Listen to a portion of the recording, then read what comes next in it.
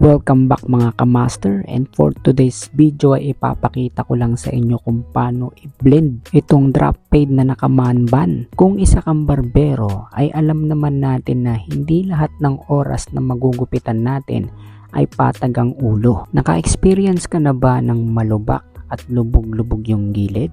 So in this video mga kamaster ay ipapakita ko lang siya kung paano natin biniblend yung mga ganitong shape ng ulo at kung paano yung mga diskarte. Pero bago yan huwag kalimutang isubscribe ang ating channel. Pindutin ang notification bell button at piliin ang all para maging updated ka sa mga video na ginagawa ko. Okay, let's go! Isa to sa mga nakakainis at problema ng karamihang mga barbero.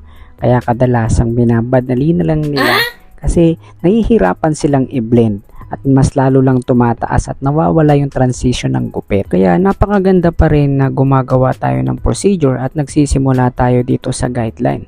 So sa nakikita nyo mga kamaster dito is biniblend na natin ng maigi at nakikita na natin dito yung part na medyo lubog. Huwag lang tayong nagmamadali pa nagbe-blend dito at mag-consume tayo ng mas magandang oras.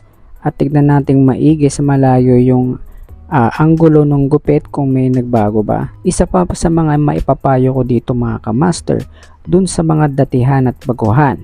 Hindi ibig sabihin na datihan ka na at matagal ka nang gumugupit ay alam mo na ang lahat. Iba pa rin yung nag-a-update ka dahil nagbabago ang trend. So kailangan mong sumunod. At huwag ka lang din puro kwento na parang alam mo na lahat at nagpapasikat ka sa customer mo. Hoy, mais ka. Update din pag may time. Palitan mo na rin yung clipper mo, baka 2 dekada mo nang ginagamit yan. Doon naman sa mga baguhan ay huwag kayong masyadong mainip. Gawin nyo lang ng gawin at practicein nyo lang araw-araw. At mapupulot nyo rin yung pakonti-konti at makakagawa kayo ng sarili nyong diskarte at style. Okay, balik tayo ngayon sa pagbe-blend. So every time na tapos na akong mag-blend, so binabalikan ko ng binabalikan dito mga kamaster hanggang sa maayos ko yung mga area, especially yung mga lubog ay dinadahan-dahan nating sungkitin.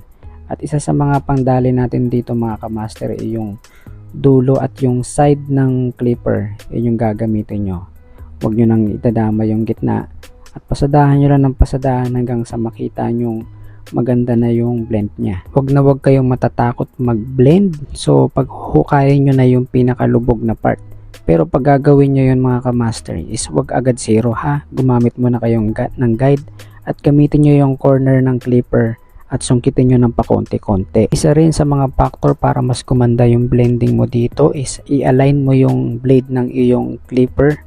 Dapat mas maganda yan yung naka fade blade siya. So dito mga kamaster is nagdi-detail na lang tayo at mas pinupulido natin yung pagkaka-fade natin. At hanggang dito na lang ang ating video mga kamaster at huwag kalimutang i-follow at i-share ang ating video para mas may matutunan pa tayo at ma-share natin ang ating mga nalalaman. Okay, hanggang sa muli, maraming salamat and God bless you all.